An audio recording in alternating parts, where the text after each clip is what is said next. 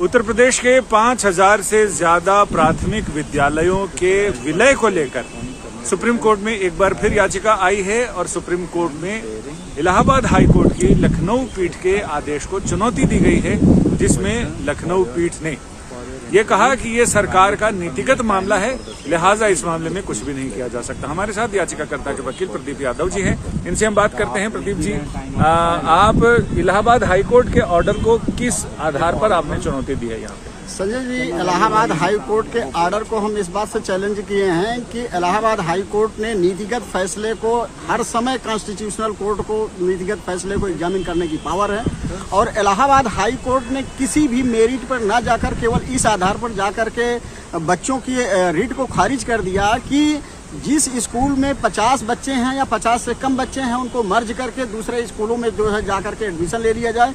Question ये नहीं है, क्वेश्चन ये है कि वो स्कूल जब खोले गए थे तो वो 15 से 20 साल पहले खोले गए थे। ये आज के दौर की सरकारें एजुकेशन इंस्टीट्यूशंस को क्यों ध्वस्त करने पर लगी हैं पता नहीं है। 15-20 साल में आबादी कम से कम 2-4 करोड़ उत्तर प्रदेश की बढ़ी होगी, घटी नहीं है आबादी। और जब आबादी बढ़ी है तो उन स्कूलों में बच्चे क्यों नहीं जा रहे हैं, सरकार इसको क्यों नहीं एग्जामिन करती है। उस स्कूल में टीचर हैं कि नहीं है। मान लीजिए कि अगर एक स्कूल में एक ही टीचर है तो बच्चे वहां कैसे जाकर के पढ़ाई करें, तो सरकार सबसे पहले इसको एग्जामिन करेगी।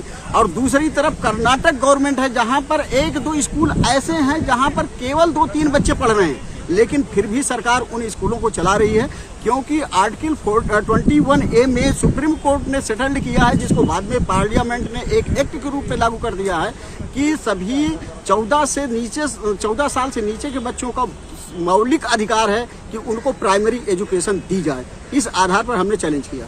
यानी शिक्षा का अधिकार को आधार बनाते हुए आपने इसको चैलेंज किया, और आपका कहना है कि अगर 5-10 एक भी बच्चा हो तो उसके पढ़ाने की जिम्मेदारी सरकार की। निश्चित तौर पर सरकार अगर दूसरी चीजों को जिम्मेदारी के पूर्ण निभा रही है, सरकार अगर रिलीजियस चीजों में जाकर फंडिंग कर रही है, चाहे जिस भी रिलीजन का हो, तो वो बच्चों के पढ़ने लिखने पर क्यों नहीं व्यय करना चाहती है। इसलिए मेरा इस पर भी क्वेश्चन है। इन 5000 स्कूलों में क्या मदरसे भी हैं या सिर्फ प्राइमरी स्कूल है? नहीं, मेरी जानकारी के हिसाब से इन 5000 स्कूलों में मदरसे नहीं है, केवल और प्राइमरी और सेकेंडरी स्कूल हैं जो कि गवर्नमेंट द्वारा स्थापित किए गए हैं।